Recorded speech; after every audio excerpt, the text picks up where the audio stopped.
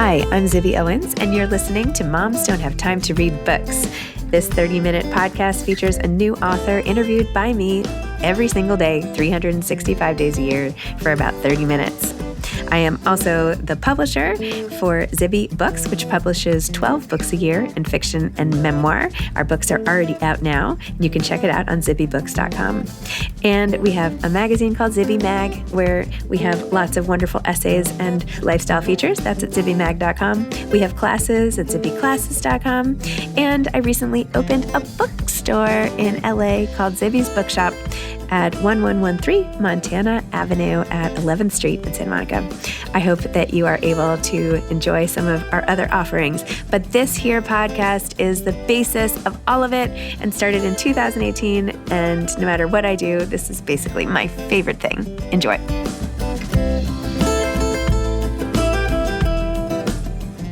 Gretchen Rubin is the author of many, many books, including The Happiness Project, Happier at Home, and The 4 Tendencies. The subtitle of that is The Indispensable Personality Profiles that reveal how to make your life better and other people's lives better too. Her latest book is Life in 5 Senses, How Exploring the Senses Got Me Out of My Head and Into the World. She recently went to Zibby's Bookshop to sign stock, which means signed copies of books. So if you are looking for a signed copy of a Gretchen Rubin book, you can head over to Zibby's Bookshop in Santa Monica or order online at zibbysbookshop.com. Anyway, so this episode is kind of funny because I recorded it in July of 2022, but I am just releasing it now because it got stuck on one of my computers and I couldn't figure out my password. And finally, my little son, who's 8, figured it out for me and we got it off the computer. And anyway, here it is, a little bit late, but it doesn't matter because books don't age, right? So for those of you who don't know about Gretchen, Gretchen is one of today's most influential and thought-provoking observers of happiness and human nature, who is a highly acclaimed author known for her ability to distill and convey complex ideas, from science to literature to stories from her own life, with levity and clarity. She has sold millions of copies of her New York Times bestselling books. She has had more than 220 million downloads of her Happier with Gretchen Rubin podcast and has an enthusiastic following on her newsletters and social media and all the other things, including the Happier app. She is an experienced and sought-after speaker and makes regular appearances across the media landscape. She was nice enough to come to one of the book fairs that I hosted back in the day before I had a bookstore at my apartment. Anyway, I hope that you enjoy this interview. I hope that you check out her latest book, Life in 5 Senses, which is available now.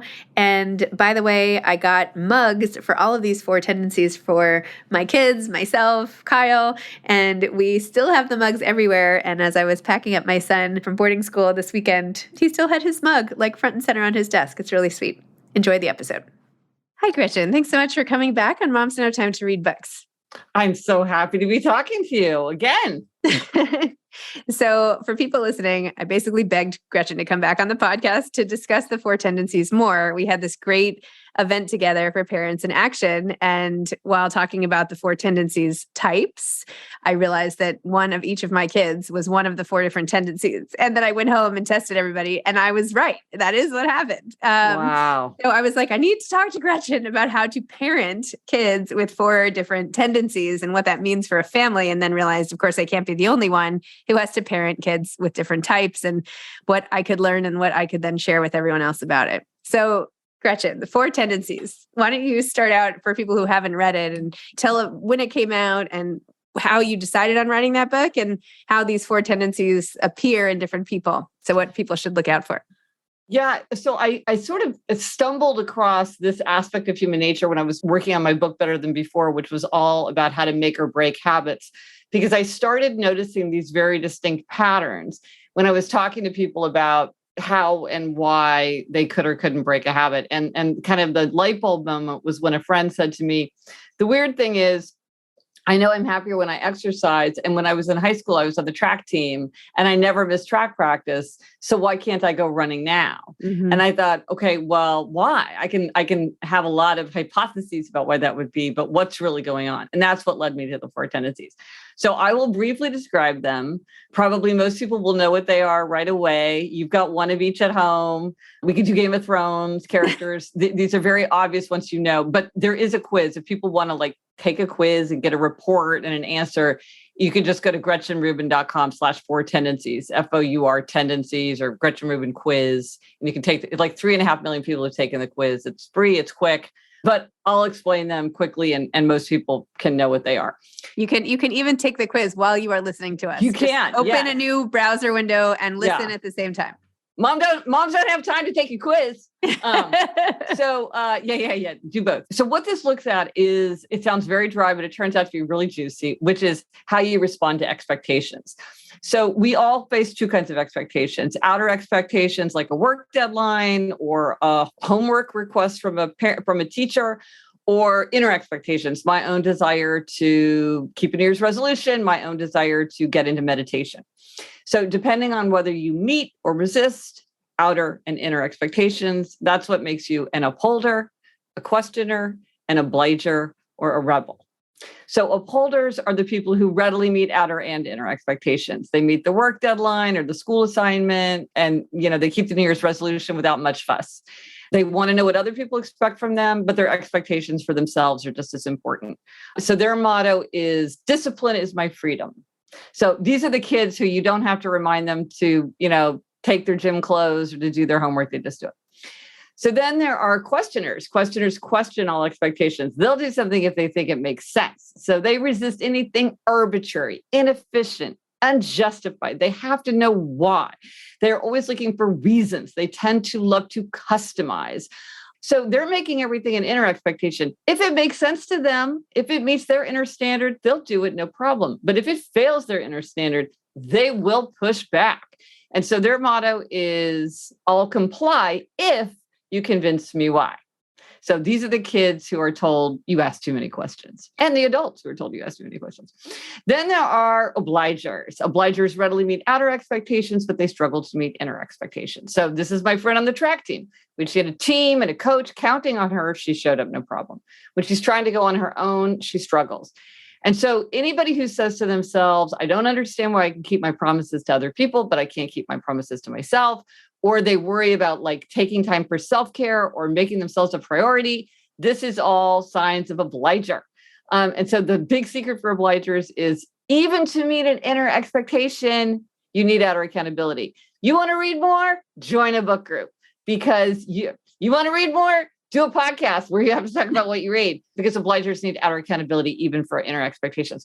So their motto is, you can count on me, and I'm counting on you to count on me. And then finally, rebels. Rebels resist all expectations, outer and inner alike. They want to do what they want to do in their own way, in their own time. So they can do anything they want to do. They can do anything they choose to do. But if you ask or tell them to do something, they're very likely to resist.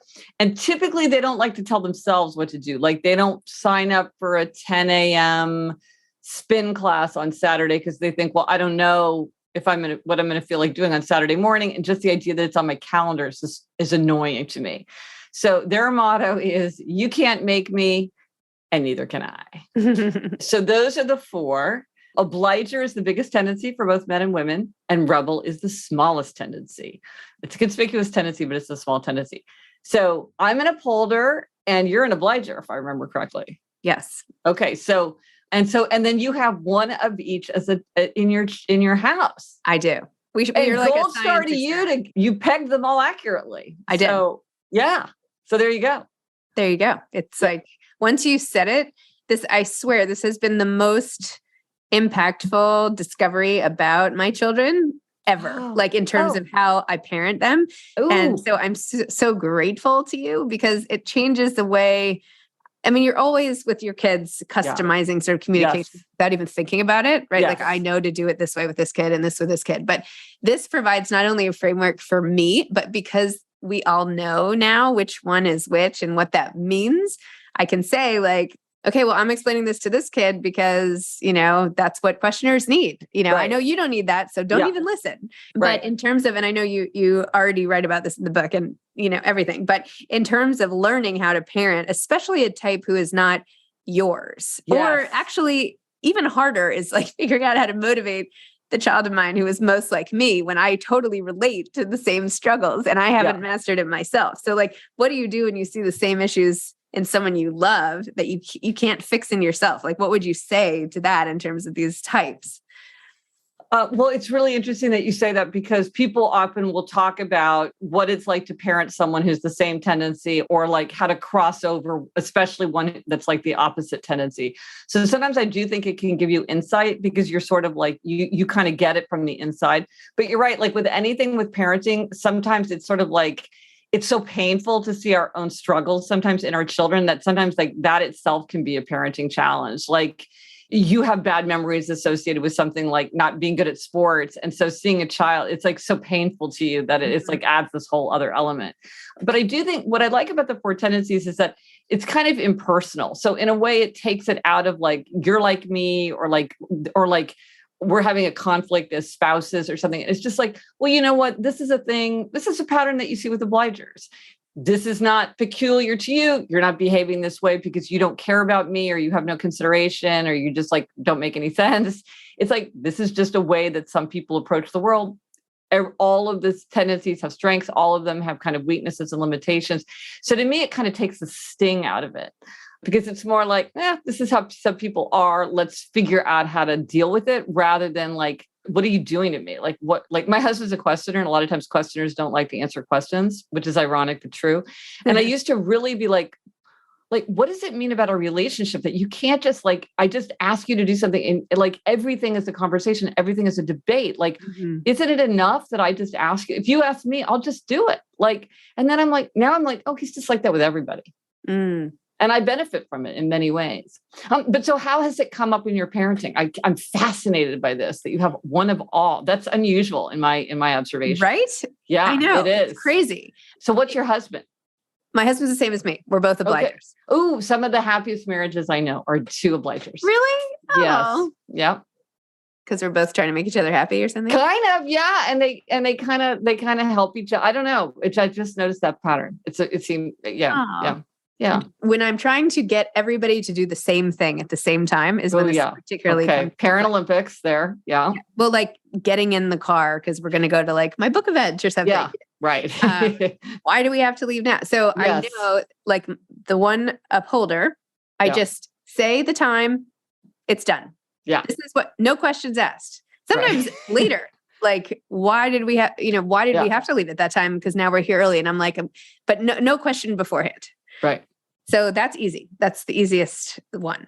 And then the obliger wants to just do everything. I say it's totally fine. Like no question, because I'm external to that kid. Right. Right. So the questioner, I have to be like, here's why we're going. This is why it's important to me that you're there. This is why we have to leave. This is why usually we leave at this time, but because it's Friday and there's traffic and blah, blah, blah, blah, this is why. So I have to aim that whole targeted communication to that child. So now in my head, I'm budgeting more time, just a little more time to like focus and like address before it comes up.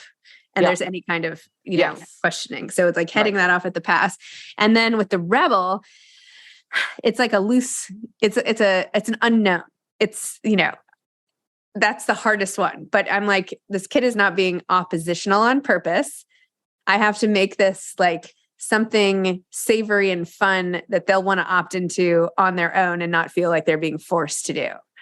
So I have to find something else about the event that appeals to them directly. So at my book event, for instance, I was like, we're going to this book event. I know you love children's books or whatever. They have a huge section of children's books. And I think it'd be really fun if you were to browse that section while I go do my event. And, and they're like, oh yeah, I do love doing that. Could I get this kind of book or something? And I'm like, you can, because actually I was going to order that for you. So it's almost like turning it, not to make it self-centered for that child, but just the value add for them that like, maybe I don't need to position it that way. It's about positioning. It's like event, event positioning messaging. Right. And another thing, because you talk about the rebel, and I will say that I think the rebel tendency is the most different from the other three. And I think for a lot of people, and it's the smallest tendency. So I think that for a lot of people, kind of understanding the rebel mentality can be challenging. And I think they do sometimes, it's misunderstood as being selfish or something, where it's really just like, it's really like, I'm going to do what I want to do. And there's so much power to that. But a couple other ways to think about it, just like as you're navigating. Help me. Yeah. So one is like, why do you want to do this? You're like, you want to do this because it's something in it for you. So that's good. Another thing to think about is identity. Identity is super important to rebels. Like they really want to put their values out into the world. And so something about like being a loyal family member, someone others can count on, someone who shows up for the people they love, things like that. Like it's really, this is a big moment in my life. It's like, it like means so much to me that like all of you are here. That really is important to me. It's like, well, I want to do that. I want to do that out of love for you. I want to do that because my identity is that I'm that kind of person. So I'm an environmentalist. I'm an athlete. I'm a person who respects her body. I'm an animal lover. I'm a strong boss. I'm receptive to other people's ideas. Like these kinds of things are really important to rebels. And so they will behave in ways that are consistent with their values. And sometimes you just have to point out with somebody like, this is, and a lot of times rebels will choose to do something just out of love for you. They're choosing to do it because it's important to you. And sometimes it helps to frame it that way. Like a friend of mine, like she wanted her husband to go to like a really boring client dinner with her, which like he absolutely did not want to do. And she's like, I'm really nervous about this dinner. Like, I feel a lot better when you're with me. I feel like you make a great impression on people. It's just, it would really mean a lot to me if you came. And then it's like, he chose to do that out of love for her. Like, you know what I mean? Whereas as an upholder, I'm like, well, if spouses are supposed to attend, I guess I got to go, like, I don't need that conversation. Right. And then the other thing is information consequences choice, which is something like, in this case, you might not want to say something like, if you're not at the car at 6:30, we're going to take off without you. I'd love for you to be there, but if you're not there, I can't let down the audience. So we're going to go. And then you just leave them behind. Sometimes that kind of thing can work and can be fine. Sometimes you're like, yeah, I can't play with that fire. But information consequences choice is sort of like, this is what happens if like something like, look, if you want to apply to college, like there's so many excellent colleges I think you would love. Like we can look around and see your choices. Colleges are interested in high scores and like good grades and like an interesting essay. And if having a lot of choices is important to you, then that's the kind of thing a person needs. Kind of like, okay, it's like balls in your court. So those are things to think. Information consequences choice is awesome. I have tried that with the rebel, by the way, leaving and saying, okay, well, I understand, but like we all have to go and you'll just be here. Yeah. And it's been more than one time because every time I try that, by the time I'm like pulling out in the driveway or something, I hear like a knock on the window or there you go. I really was going to go. Right. So. That's the thing. Okay. But you said something very important. These cannot be idle threats. No. And you can't rescue at the last minute. You kind of can't say it and then at the last minute fix it. It's got to be something where you're like because what's key is that the consequence falls, and it's not a punishment. It's just this is the consequence. The consequence is like I've got to leave the house at a certain time. Yeah. Like, and the consequence is you're either in the car, you're not in the car. It's not punishment. It's just like that's just a natural consequence. But you have to be willing to follow through. Like another friend of mine was saying his wife was a rebel and she never paid their cable bill, and then he's like, but the problem is. Then my cable gets turned off too. And I'm like, okay, well then you just have to let that happen. Because if at the last minute you're paying the cable bill, like what's the problem from her standpoint? Interesting. So the other issue that I have been struggling with a little bit is when when the tendency types clash, it's creating the most conflicts between the kids of anything. Right. So like when we're out the door, the upholder is like, come on, like, and not patient necessarily with like, and can't even understand why the other kids are not like running out too. So what do you do when like, it's not just me, right? You have like, there's this whole ecosystem and this kind of to families, but to, groups of, college kids or whatever it is, right? Well, that's so true. And it's funny that you point out the upholder like that, because as an upholder, I know like we're often considered kind of inflexible and rigid and also sort of judgmental. And if I were your kid, I would be like so outraged. I'd be like, Yes. Mom said we had to go at 6:30. Like, Yes. why am I wasting my time? I've been standing here for 20 minutes. I could have been reading on the sofa. Like, That's what's going on here? exactly And what people are like, why are you so rigid? What does it matter if it takes an extra 15 minutes? And the questioner's like, I think if we leave 15 minutes later, maybe we'll beat the traffic. And you're like, oh my gosh, just get in the car. Yes. I mean, this is life, right? This is what happens when you have more than one person together. These different perspectives emerge.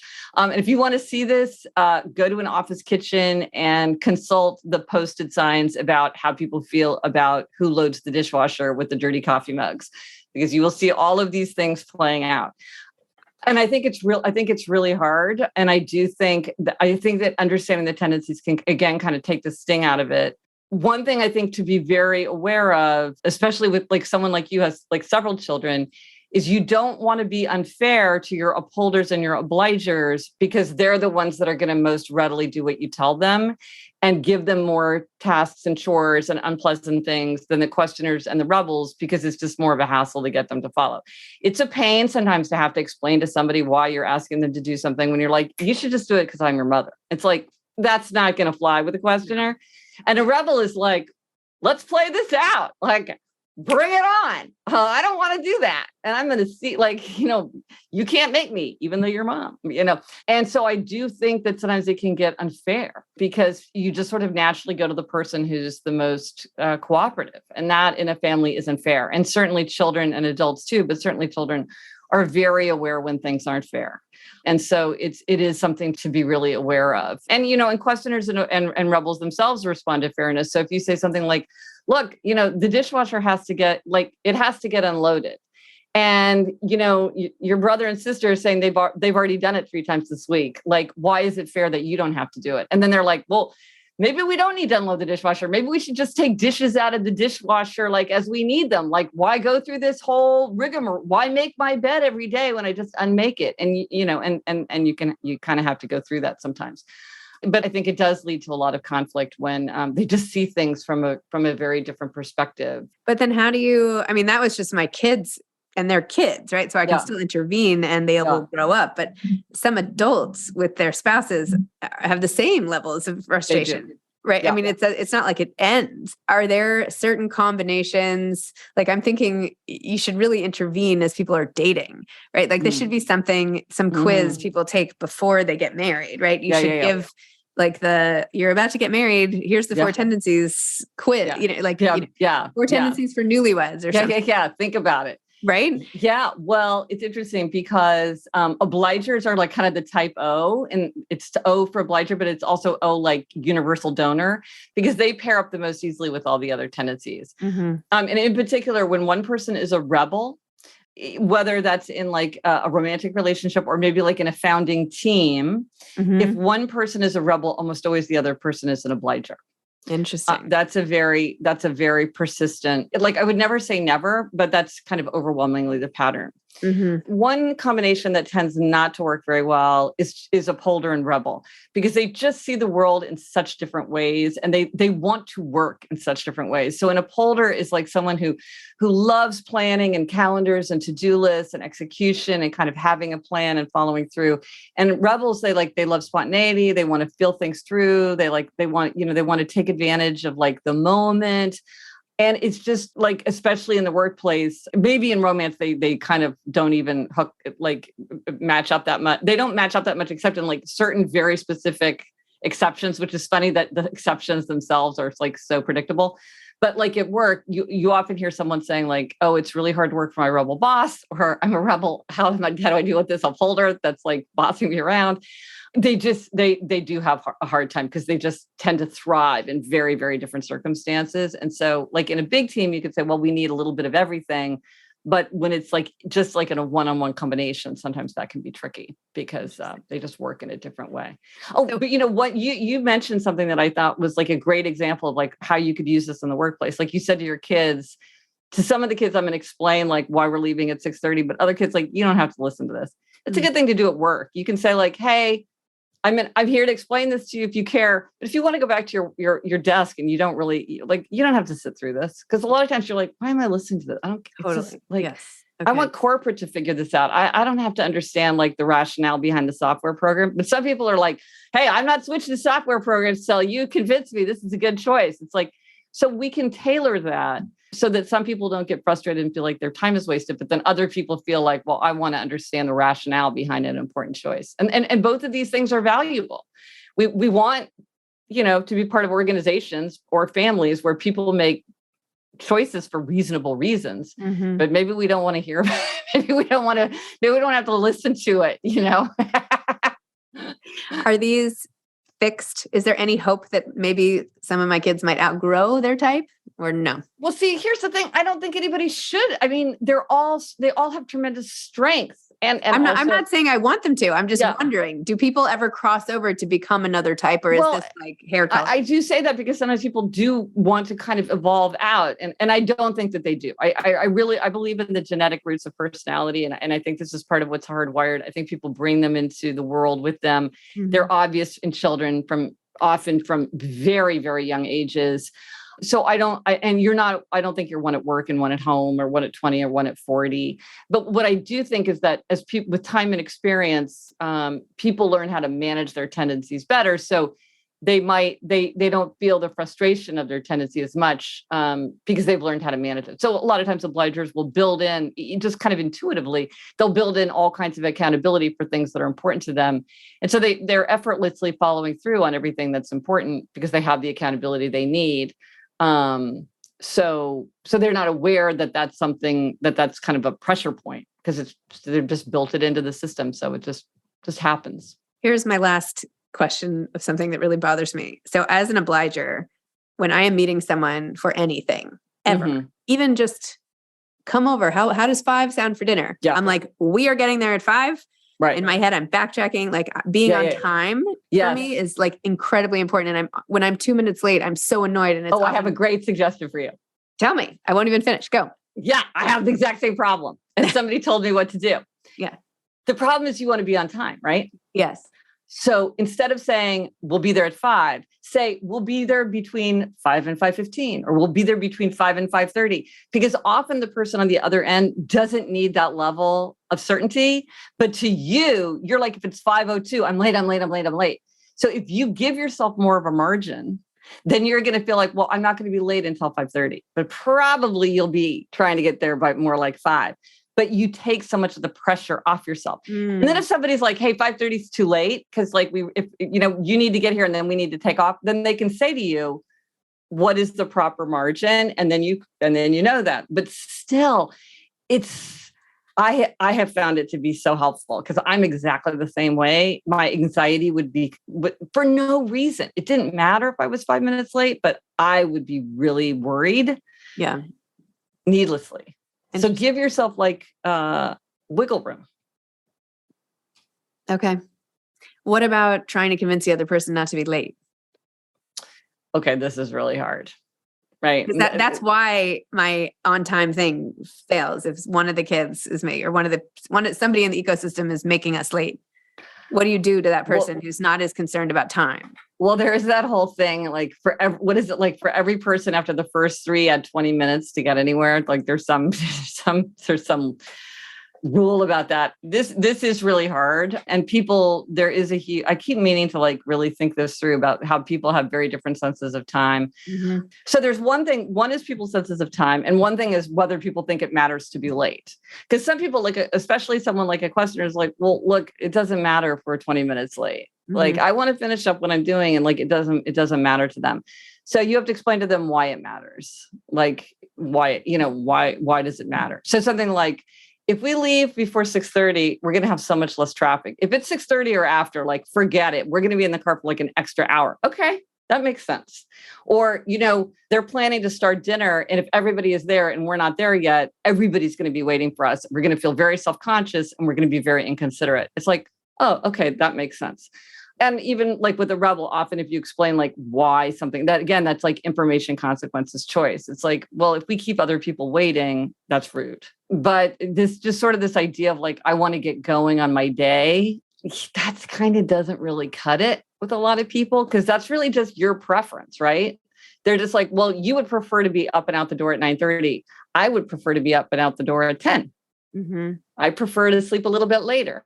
And it's like, why do you get your way and I don't get my way? It's like, well, why? Yeah.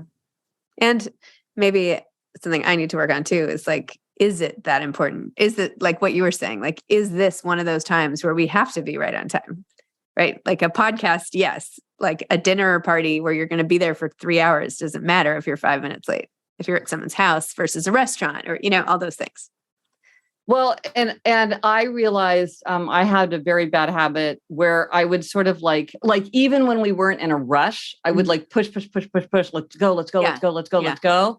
And it creates this atmosphere of like kind of freneticism or kind of like, why are we running late? Or like, why is it that you have to be racing to do these things instead of just like naturally unfolding? And so I really worked on that myself, because I was like, why am I'm just doing this?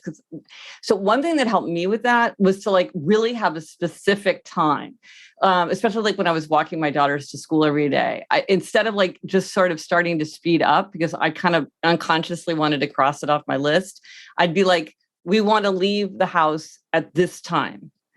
And so if we were 5 minutes before that time, there was no need to hurry, because it wasn't time to go yet. So sometimes like having a specific time, it's like, it's not even that you leave on time, it's that you're not hurrying early. Because some people, it's like you start hurrying early.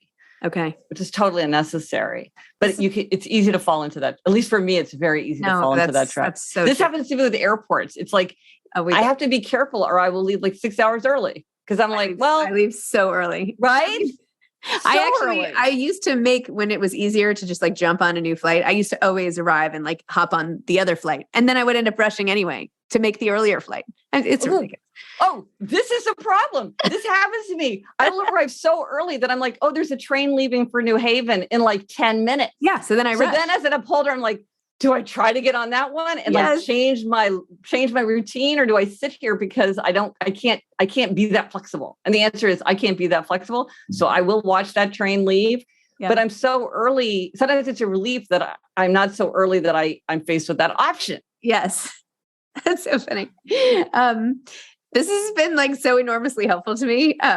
Thank you. I hope this is enormously helpful to everybody listening too. Otherwise, it's just my own personal like coaching session on life lessons. But I really do think all of these interpersonal relations are so great. And this really unlocks the key to more effective communication, and that helps improve people's lives. So anyway, thank you. Well, I'm so happy to hear that. Yeah. So the book is, if you want to read more, the book is The 4 Tendencies. And on my website also, I have a lot of like nutshell guides. If you're like, give me one page on dealing with a rebel child, or like, what do I do with my questioner husband, or whatever. There's a lot of like cheat sheets there. And then in the book, I go into it all. And anyone listening should subscribe to Gretchen's amazing newsletters. She has many, and you were so kind to include a little interview with me this week, which made me so happy. So thank you. Oh yeah. Well, and congratulations to you once again. Thanks. All right. Seriously. Thank you. And have a great weekend. And now I'm going to go, or I'm going to be late for the next thing. Okay, good. Bye-bye. Okay. Bye. Thanks for listening to this episode of Moms Don't Have Time to Read Books. Don't forget to follow me on Instagram at Zibby Owens and at Moms Don't Have Time to Read Books. Also sign up for my newsletter at zibbyowens.com and sign up for my virtual book club and meet lots of authors on Zoom every other week. Thanks so much to Steve and Ryan at Texture Sound for the sound editing. And thank you to Morning Moon Productions for providing this fantastic intro and outro music.